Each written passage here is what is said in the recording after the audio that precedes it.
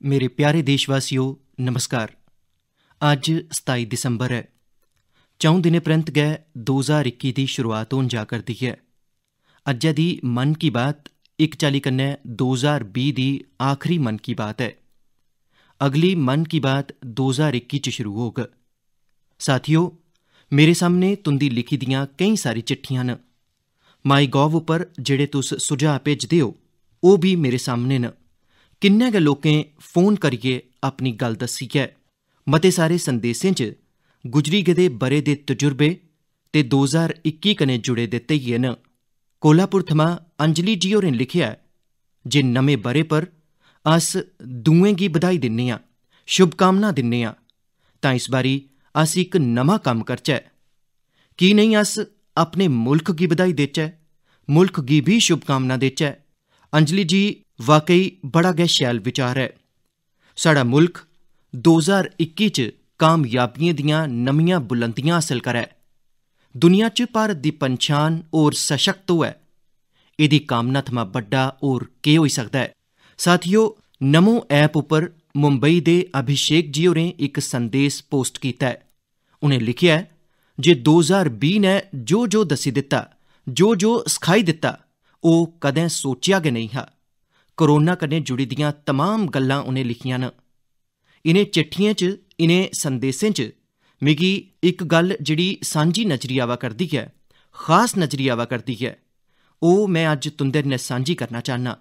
मती सारी चिट्ठियें च लोकें मुल्ख दी समर्थ, देशवासियों दी सामूहिक ताकत दी बड़ी मती सराहना कीती है। जिसलै जनता कर्फ्यू जनेहा अभिनव प्रयोग पूरी दुनिया आस्ते प्रेरणा बनिया, जिसलै ताड़ी थाली बजाइयै मुल्ख ने साढ़े कोरोना वॉरियर्स दा सम्मान कीता हा, इकजुटता दस्सी ही, उसी भी कई लोकें चेता कीता है।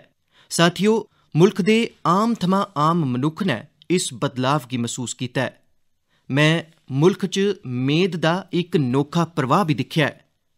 चुनौतियां बड़ियां आईयां, संकट भी नेकां आए। कोरोना दे कारण दुनिया च आपूर्ति श्रृंखला गी लेइयै नेकां रुकावटां भी आईयां, पर असें हर संकट थमां नवे सबक लैते। मुल्ख च नमी समर्थ भी पैदा होई। जेकर लफ्जें च आखना है तां इस समर्थ दा नां है आत्म निर्भरता। साथियों, दिल्ली च रौह्ने आह्ले अभिनव बनर्जी होरें अपना जेड़ा तजुर्बा मिगी लिखियै भेजेआ है, ओह भी बड़ा दिलचस्प है। अभिनव जी होरें अपनी रिश्तेदारी च बच्चें गी तोहफे देने आस्ते किश खडौने खरीदने हे। इस करियै ओह दिल्ली दी झंडेवालान मार्केट गे हे। तुंदे चा केईं सारे लोग जानदे गै होङन। एह् मार्केट दिल्ली च सैकल ते खडौने आस्ते जानी जंदी है।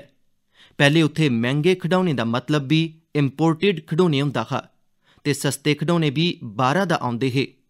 पर अभिनव जी होरें चिट्ठी च लिखेआ है जे हून उत्थें दे केईं दुकानदार गाह्कें गी एह् बोलियै खडौने बेचा करदे न जे खरी किस्मै दा खडौना है, की जे एह् भारत च बने दा है, मेड इन इंडिया है। गाह्क भी भारत च बने दे खडौने दी गै मंग करा करदे न। इ'यै ते है, एह् इक सोच च किन्नी बड्डी तब्दीली, एह् ते जींदा जागदा सबूत है देशवासियों दी सोच च किन्नी बड्डी तब्दीली आवा करदी है, ते ओह भी इक बरे दे अंदर अंदर। इस तब्दीली गी आंकना सौखा नहीं है। अर्थशास्त्री भी इसी अपने पैमाने पर तौली नहीं सकदे। साथियों, मिगी विशाखापत्तनम थमां वेंकट मुरली प्रसाद जी होरें जो लिखेआ है, ओहदे च भी इक बक्खरे गै किस्मै दा विचार है। वेंकट जी होरें लिखेआ है, मैं तुसें गी 2021 लेई 2021 लेई अपना ABC अटैच करा करना। मिगी किश समझ च नहीं आया जे आखर ABC थमां उंदा केह् मतलब है। उसले मैं दिक्खेआ जे वेंकट जी होरें चिट्ठी दे कन्नै इक चार्ट भी अटैच करी रखे दा है। मैं ओह चार्ट दिक्खेआ ते भी समझेआ जे ABC दा उंदा मतलब है आत्म निर्भर भारत चार्ट, ABC। एह् बड़ा गै दिलचस्प है। वेंकट जी होरें ओकड़ी चीजें दी पूरी सूची बनाई दी है जिनेंगी ओह हर रोज इस्तेमाल करदे न। एह्दे च इलैक्ट्रॉनिक्स, स्टेशनरी, अपनी दिक्खभाल आह्लियां चीजां, ओह्दे अलावा होर भी मता किश शामिल है। वेंकट जी होरें लिखेआ है जे अस जाने अनजाने च ओकड़े विदेशी उत्पादें दा इस्तेमाल करा करने आं जिंदे विकल्प भारत च आसानी कन्नै उपलब्ध न। उन्होंने सगंध चुक्की लैती है जे मैं उस्सै उत्पाद दा इस्तेमाल करगा जिंदे च साढ़े देशवासियों की मेहनत ते परसीना लग्गे दा होग। साथियो, पर एदे कन्नै गै उनें किश होर भी ऐसा आखेआ है जेड़ा मिगी बड़ा दिलचस्प लग्गा है। उनें लिखिआ है जे अस आत्मनिर्भर भारत दा समर्थन करा करने आं, पर साढ़े माल तैयार करने आह्ले उंदे लेई भी साफ संदेस होना चाहिदा जे ओह् उत्पादें दे म्यार कन्नै कोई समझौता नहीं करन। गल ते सही है, जीरो इफेक्ट जीरो डिफेक्ट दी सोच दे कन्नै कम्म करने दा एह् उचित समय है। मैं मुल्ख दे माल तैयार करने आह्ले ते बड्डे उद्योगें गी गुजारिश करना जे मुल्ख दे लोकें मजबूत कदम पुट्टेआ है, मजबूत कदम अग्गे बधाया है। वोकल फॉर लोकल एह् अज्ज घर घर च गुंजा करदा है। ऐसे च हून एह् यकीनी बनाने दा समय है जे साढ़े उत्पाद आलमी सतह दे होन। जेड़े भी कुल संसारी सतह दे बेहतरीन उत्पाद न ओह् अस भारत च बनाइयै दसचै। एह्दे आस्ते साढ़े उद्यमी साथियें अग्गे औना है, स्टार्टअप्स गी भी अग्गे औना है। इक बारी भी मैं वेंकट जी होरें गी उंदे बेहतरीन जतन आस्ते बधाई दिन्ना। साथियो, असें इस भावना गी बनाई रखना है, बचाई रखना है ते बधांदे गै रौह्ना है। मैं पैह्ले भी आखेआ है ते फ्ही मैं देशवासियें गी गुजारिश करगा, तुस भी इक सूची बनाओ। दिन भर अस जेह्ड़ी चीजां कम्म च लैन्ने आं उनें सभनें चीजें दी विवेचना करो ते एह् दिक्खो जे अनजाने च केह्ड़ी विदेश च बनी दियां चीजें साढ़े जीवन च प्रवेश करी लैता है, इक चाल्ली कन्नै असें गी बंदी बनाई दित्ता है। इंदे भारत च बने दे विकल्पें दा पता करचै ते एह् भी तय करचै जे अग्गे थमां भारत च बने भारत दे लोकें दी मेहनत कन्नै परसीने कन्नै बने दे उत्पादें दा अस इस्तेमाल करचै। तुस हर बरे न्यू ईयर रेजोल्यूशन लैंदे हो, इस बारी इक रेजोल्यूशन अपने मुल्ख लेई भी पक्क गै लैना है। मेरे प्यारे देशवासियो, साढ़े देशै च हमलावरें थमां अत्याचारियें थमां मुल्ख दी ज्हारें ब'रें परानी संस्कृति सभ्यता साढ़े रीति रिवाज गी बचाने लेई किन्ने बड्डे बलिदान दित्ते गे न, अज्ज उनेंगी चेता करने दा भी ध्याड़ा है। अज्जै दे गै दिन गुरु गोबिंद जी हुंदे पुत्रें साहिबजादे जोरावर सिंह ते फतेह सिंह होरें गी कंधै च जींदा चुनवाई दित्ता गेआ हा। अत्याचारी चांह्दे हे जे साहिबजादे अपनी आस्था छोड़ी देन, महान गुरु परंपरा दी सिक्ख छोड़ी देन, पर साढ़े साहिबजादें इन्नी लौह्की उमरी च भी गजब दी दलेरी दस्सी, इच्छा शक्ति दस्सी। कंधै च चुने जंदे बेल्लै पत्थर लगदे रेह्, कंध उच्ची हुंदी रेही, मौत सामने मंडरा करदी ही, पर फ्ही भी ओह् टस थमां मस नेईं होए। अज्जै दे गै दिन गुरु गोबिंद सिंह जी हुंदी माता जी माता गुजरी ने भी शहादत दित्ती ही। करीब इक हफ्ते पैह्ले श्री गुरु तेग बहादुर जी हुंदी भी शहादत दा दिन हा। मिगी इत्थें दिल्ली च गुरुद्वारा रकाबगंज जाइयै गुरु तेग बहादुर जी होरें गी श्रद्धा सुमन अर्पित करने दा, मत्था टेकने दा मौका मिलेआ। इस्सै म्हीने श्री गुरु गोबिंद सिंह जी हुंदे थमां प्रेरित नेकां लोक जिमीं उप्पर सौंदे न। लोक श्री गुरु गोबिंद सिंह जी हुंदे परोआर दे लोकें आसेआ दित्ती गेदी शहादत गी बड़ी भावनापूर्ण अवस्था च चेता रखदे न। इस शहादत ने पूरी मनुक्खता गी, मुल्ख गी नमीं सिक्ख दित्ती है। इस शहादत ने साड़ी सभ्यता गी सुरक्षित रखने दा महान कम्म कीता। अस सब्बै इस शहादत दे कर्जदार आं।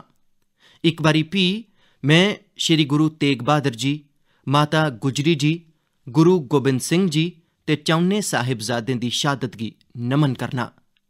ऐसी गै नेकां शहादतें भारत दे अज्जै दे स्वरूप गी बचाई रखे दा ऐ, बनाई रखे दा ऐ। मेरे प्यारे देशवासियो, हून मैं इक ऐसी गल्ल दस्सन जा करना जेह्दे नै तुसें गी नंद भी औग ते गर्व भी होग।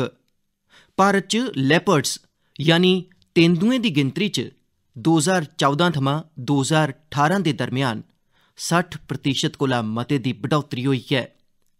2014 च मुल्ख च लेपर्ड्स दी गिनतरी लगभग 7900 ही। उत्थे 2019 च इंदी गिनतरी बधियै 12852 होई गई। एह् उ'ऐ लेपर्ड्स न जिंदे बारे च जिम कॉर्बेट ने आखेआ हा जेड़े लोकें लैपर्ड्स गी कुदरत च आज़ाद तरीके कन्नै घुमदे नहीं दिक्खेआ, ओह् उंदी खूबसूरती दी कल्पना गै नहीं करी सकदे। ओह्दे रंगें दी खूबसूरती ते ओह्दी चाल दी मोहकता दा अंदाज़ा नहीं लाई सकदे। मुल्ख दे मते सारे राज्यें च, खास तौर उप्पर मध्य भारत च, तेंदुएं दी गिनतरी बधी ऐ।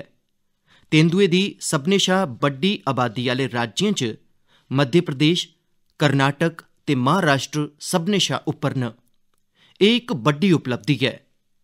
तेंदुए पूरी दुनिया च ब'रें थमां खतरें दा सामना करदे आवा करदे न।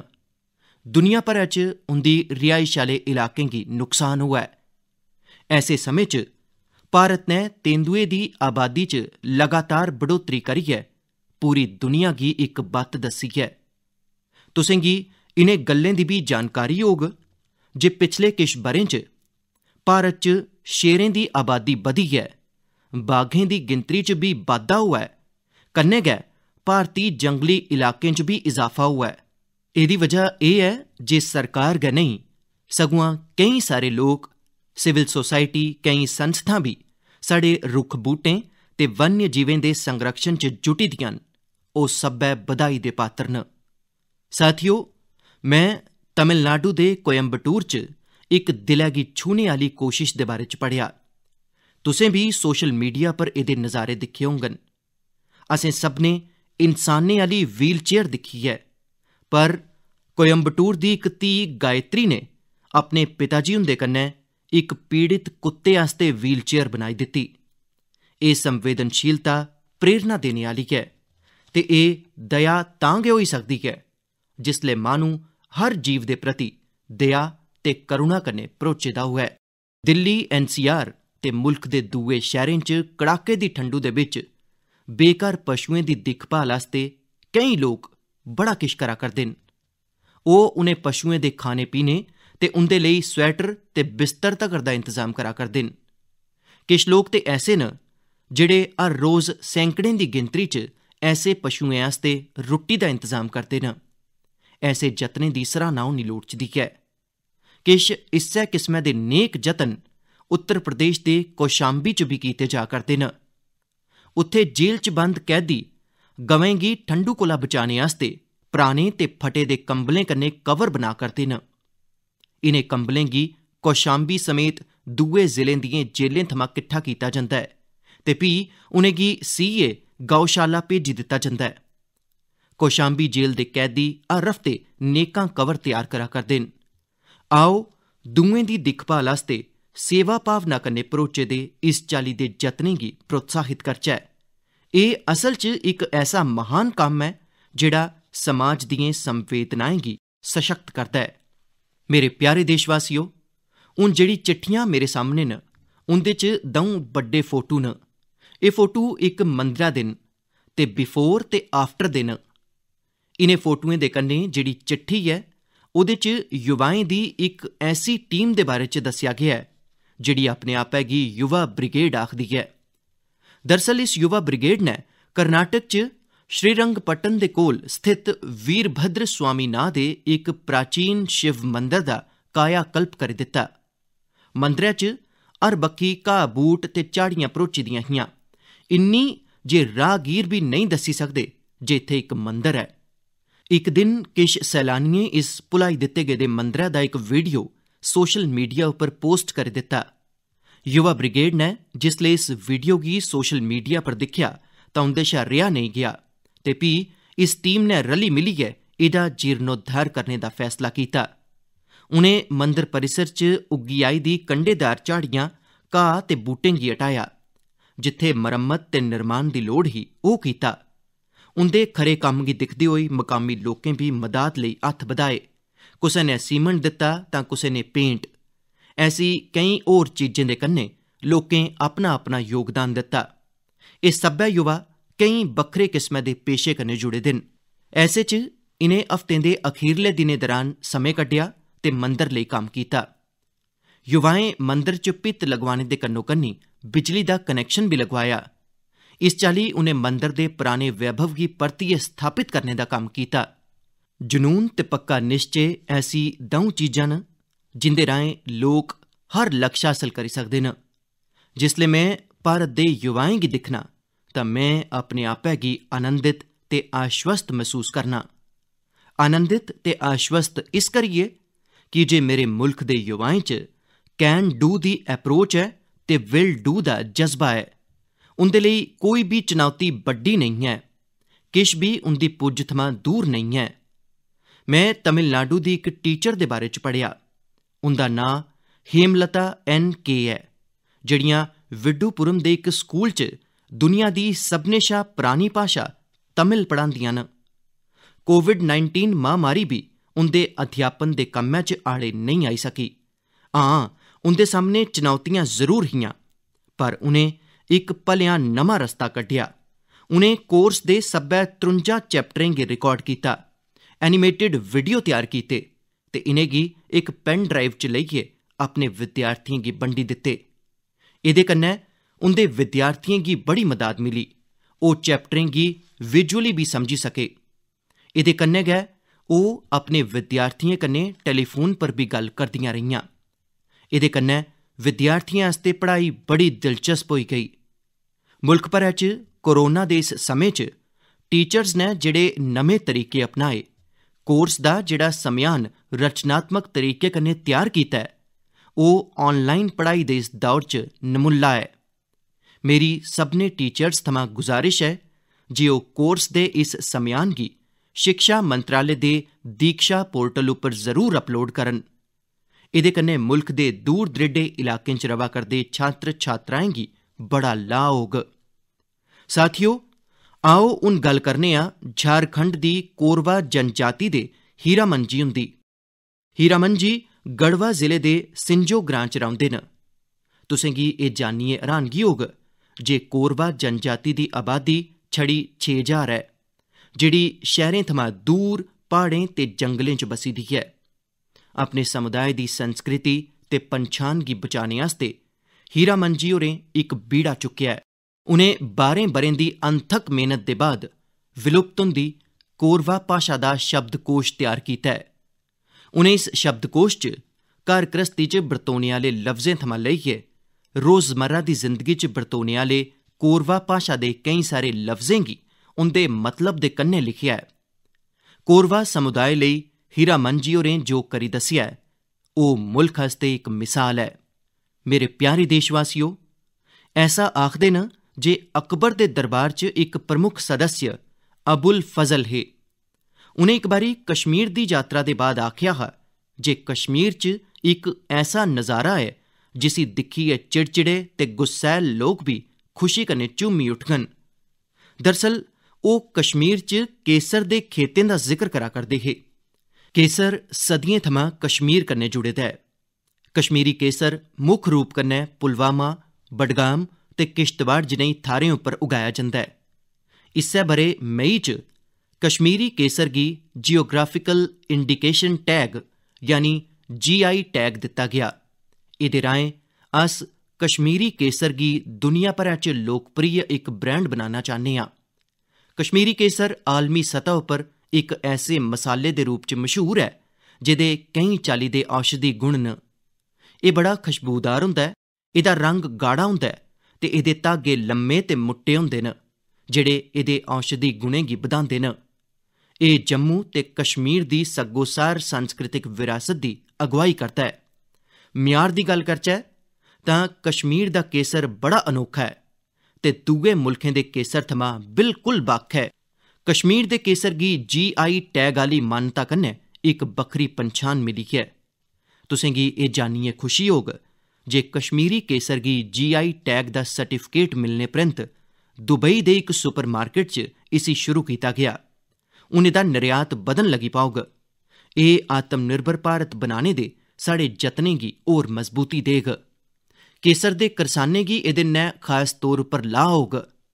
पुलवामा च त्राल दे शार इलाके दे रौह्ने आह्ले अब्दुल मजीद वानी होरें गी गै दिक्खी लैओ। ओह् अपने GI टैग लग्गे दे केसर गी राश्ट्री केसर मिशन दी मदाद कन्नै पामपोर दे ट्रेडिंग सेंटर च ट्रेडिंग दे राहें बेचा करदे न। इंदे जनेह् केईं लोक कश्मीर च एह् कम्म करा करदे न। अगली बारी जिसलै तुस केसर गी खरीदने दा मन बनाओ तां कश्मीर दा गै केसर खरीदने दी सोचो। कश्मीरी लोकें दी गर्मजोशी ऐसी है जे उत्थें दे केसर दा स्वाद गै बक्खरा होंदा ऐ। मेरे प्यारे देशवासियो, अजें 2 दिन पैह्ले गै गीता जयंती ही। गीता असेंगी साढ़े जीवन दे हर सरबंधै च प्रेरणा दिंदी ऐ। पर क्या तुसें कदें सोचेआ ऐ गीता इन्नी अद्भुत ग्रंथ की ऐ? ओह् इस करियै की जे एह् आपूं भगवान श्री कृष्ण हुंदी गै वाणी ऐ। पर गीता दी खासियत एह् बी ऐ जे एह् जानने दी जिज्ञासा थमां शुरू होंदी ऐ, सोआल थमां शुरू होंदी ऐ। अर्जुन होरें भगवान थमां सवाल कीता, जिज्ञासा कीती, तां गै ते गीता दा ज्ञान संसार गी मिलेआ।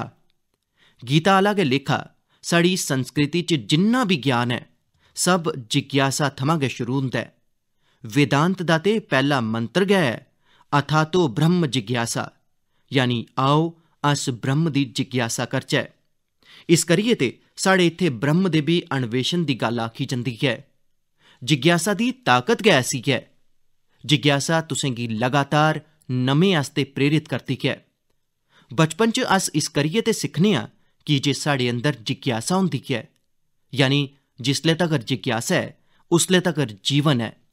जिसले तगर जिज्ञासा ऐ उसले तगर नमां सिक्खने दा क्रम जारी ऐ। एह्दे च कोई उमर, कोई परिस्थिति मायने गै नेईं रखदी। जिज्ञासा दी ऐसी गै ऊर्जा दी इक मिसाल मिगी पता चली तमिलनाडु दे बजुर्ग श्री टी निवासाचार्य स्वामी जी हुंदे बारे च। श्री टी श्रीनिवासाचार्य स्वामी जी 92 ब'रें दे न, 92 ईयर्स।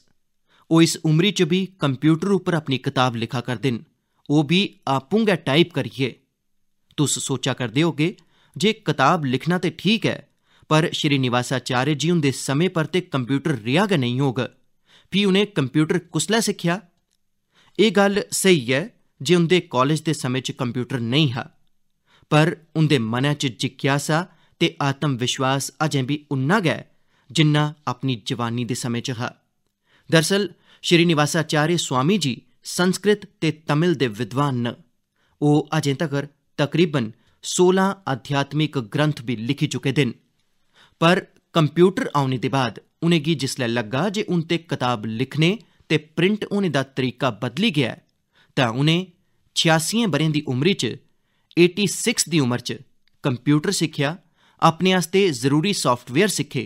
हून ओह् अपनी कताब पूरी करा करदे न। साथियो, श्री टी श्रीनिवासाचार्य स्वामी जी हुंदा जीवन इस गल्ला दा प्रतक्ख प्रमाण है जे जीवन उसलै तगर ऊर्जा कन्नै भरोचे दा रौंह्दा ऐ जिसलै तगर जीवन च जिज्ञासा नेईं मरदी, सिक्खने दी चाह् नेईं मरदी।